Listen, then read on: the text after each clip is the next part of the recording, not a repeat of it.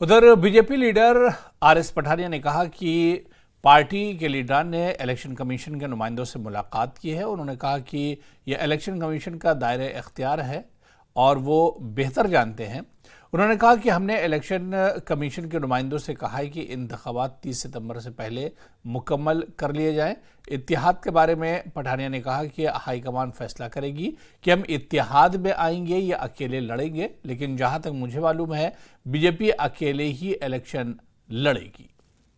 आप बताएं कि आज आप मिले अभी इलेक्शन कमीशन ऑफ इंडिया से, सबसे बड़ा सवाल यहाँ इलेक्शन होंगे या नहीं होंगे?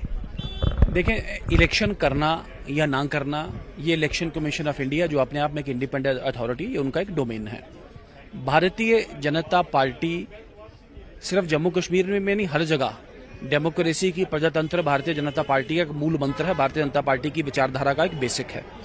जम्मू कश्मीर में भी भारतीय जनता पार्टी जल्द विधानसभा चुनावों की हितैषी है।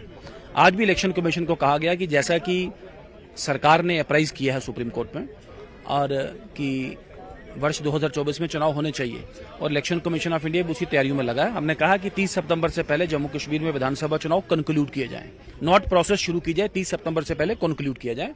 And I am hopeful acting upon that judgement also, ये चुनाव 30 सितंबर की ही टाइमलाइन में कंक्लूड होंगे। वन लास्ट क्वेश्चन, बीजेपी जो है वो तमाम सीट्स पे लड़ेंगे?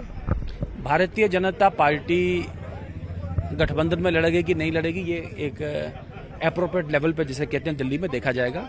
लेकिन मैं एक जिसे कहते हैं पार्टी की तरफ से औपचारिक नहीं, प्रवक्ता औपचारिक तो, लेकिन अनौपचारिक आपको बता दूं, जो लग रहा है कि भारतीय जनता पार्टी अपने दम पे ही इस दौरान